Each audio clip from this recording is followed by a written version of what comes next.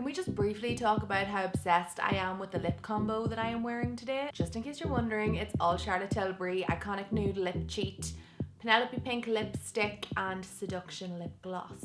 I love it. Anyway, hello everyone and welcome back to my channel. You're not going to believe it, but the sun is actually out in Ireland today. Mind blown. It is making me super excited for some trips that I've got planned coming up this year, and honestly I would imagine after all of the snow that we've gotten that so many people have been planning trips away recently. If you know me though, you will know that I love to travel. It is one of my favorite things. I love seeing new countries and experiencing new cultures and eating some good food along the way. So I thought I would share some of my tips and tricks for traveling, things that are helpful because, you know, it can be stressful getting to all of these nice places, so it's always nice to know a few things that can make your life that little bit easier. So hopefully you find this helpful in planning some of your spring and summer trips coming up. Easter is just right around the corner and summer is nearly here. I know that's really weird to say and it feels like it's far away, but it's not.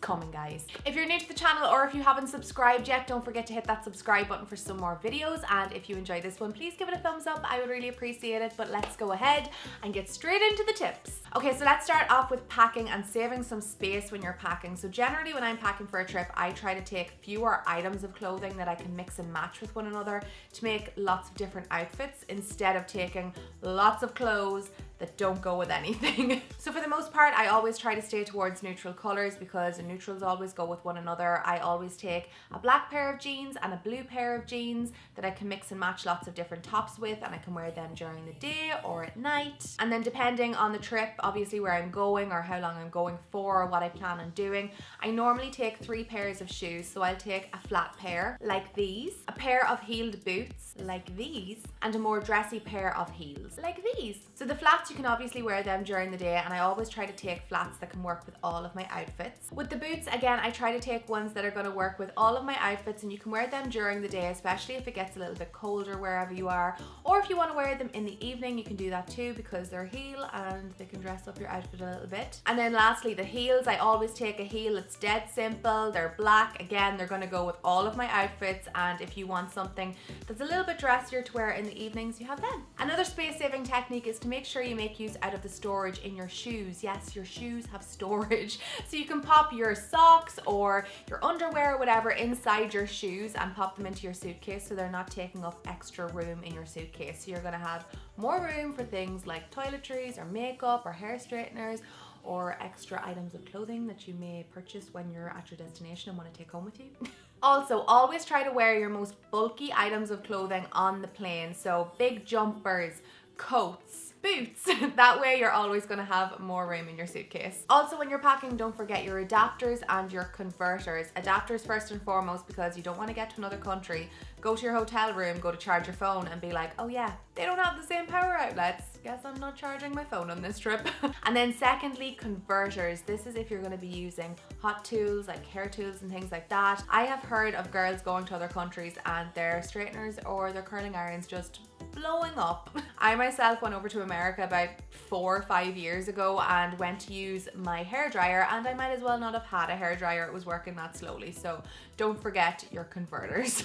Another small packing tip that might sound obvious, but sometimes it's the most obvious things that you forget about, is if you're going to be taking makeup or toiletries in general, you're most likely going to have to use those items before you pack them to go on your trip. So instead of not packing any of them and trying to run around your room or your bathroom or whatever trying to grab them and gather them before you leave, what I like to do is actually just pack them into their bags anyway. Even though I'm going to have to use them, I pack them into their bags and then I use them and put them back in again. So that saves me running around my bathroom or running around my bedroom going, right, have I got everything? Have I forgotten something? At least they've already been packed. They're sitting there in their bags and you just have to put them back in as you use them and then straight into your suitcase. If you're checking in a bag, try your very best to pack some necessities into a carry-on just in case. I know nobody likes to think about it, but just in case your bag gets lost. It's always going to be the time that you don't pack some necessities that happens. So it's always worthwhile having just a few items, even if it's not a full-blown outfit, in your bag just in case. I know some people don't mind carrying like a big carry-on bag through the airport.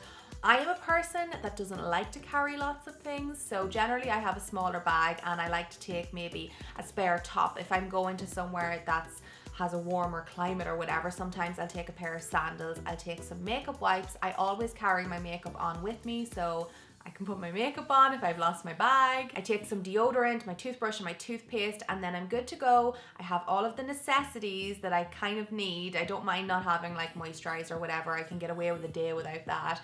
But I have all of my necessities just in case my bag goes walkies. Before you fly, try and be as organized as you possibly can when it comes to checking in for flights. I always check in as early as I possibly can online. I print out my boarding passes, like full on sheets of paper, print them out. I print out my booking confirmations for my hotel, for transfers, if you have a visa.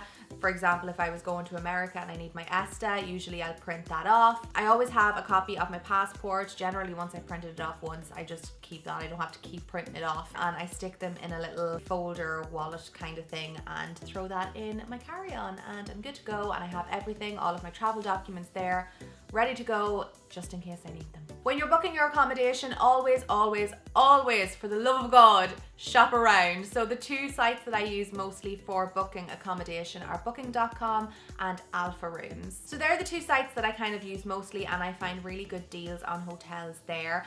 But make sure to check out the actual hotel site, because there's been times where I have got better deals on the actual hotel site than getting it from a third party. And then obviously there's Airbnb, which works particularly well if you're traveling in a group, because you can split the cost and you could end up staying in an unbelievable villa or a penthouse or whatever. So definitely worth a look. And while we're kind of on that page, make sure to check out your transfer situation before you fly. So a couple of days or a week or whatever before you fly, try and have a look to see what is the cheapest way for you to get from your airport to your accommodation, instead of getting off the plane, getting into the airport and being like, right, what do we do? Sometimes public transport can be cheaper, like trains or buses or whatever. You can see if that city or wherever you're going to has Uber or Lyft. I used Uber a lot last year and it was ridiculously cheap in some cities. Generally, your standard taxi is going to be super expensive because they really bank on the fact that there's people at airports and they need transfers, and they just hike up the prices. But it's definitely worth checking out some private transfer companies. So check them out online, see if you can find some good ones.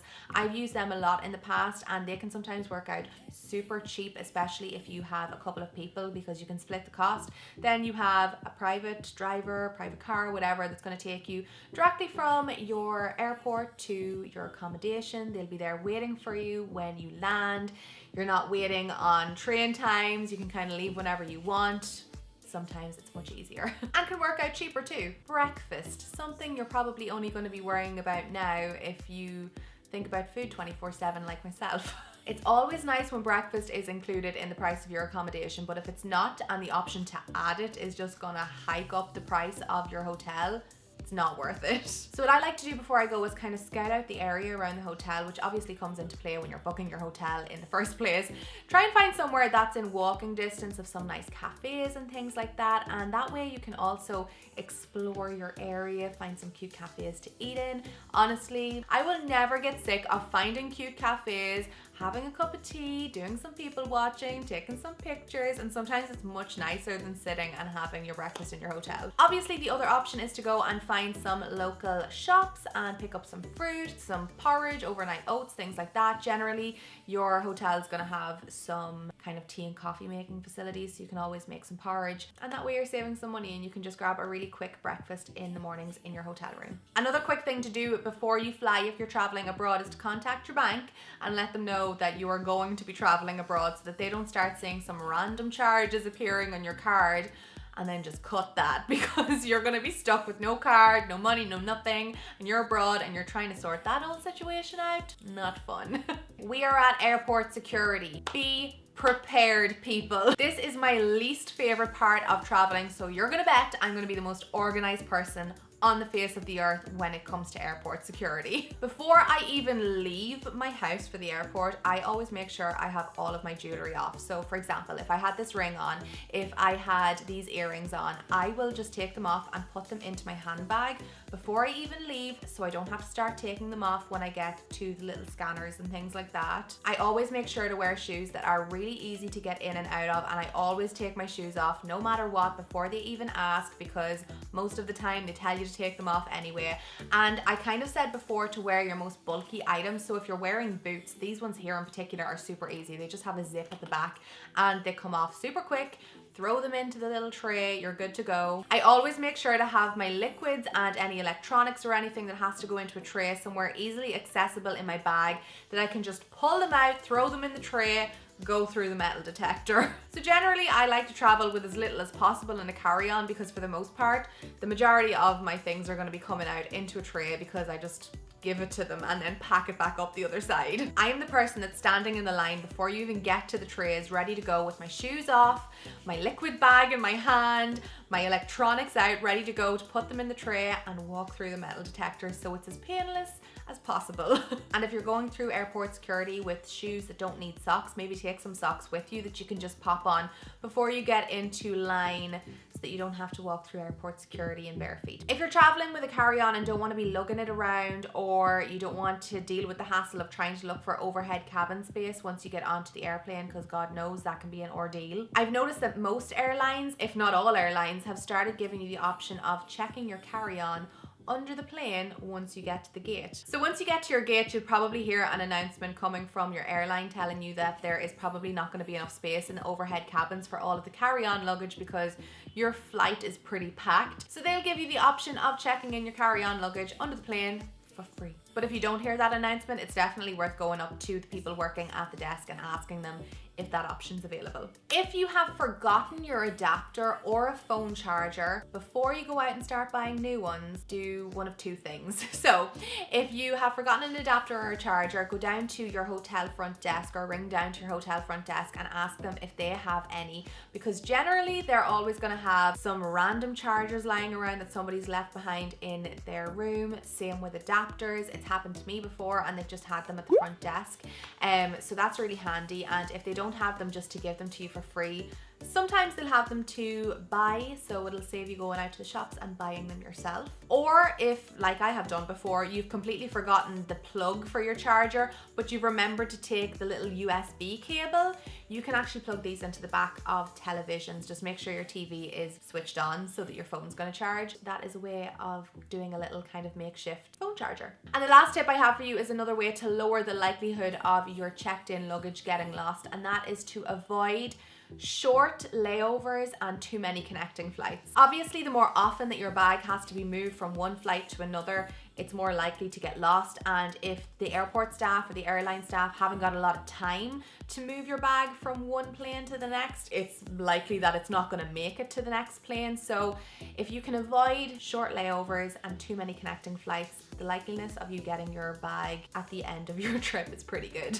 Okay, so those are all of my best travel tips and or hacks. Make sure to comment down below if you have any of your own, because you might just help a gal out, and let me know where you're traveling to next, because I can always use a little travel inspo. Anyway, don't forget to hit that subscribe button if you want to keep up to date with all of my videos, and give this one a thumbs up if you enjoy it. I would really appreciate it. So that's all that I have for you for today's video. Hopefully this has helped you in planning your next trip. Thank you so much for watching, and I will see you all again in my next one. Bye!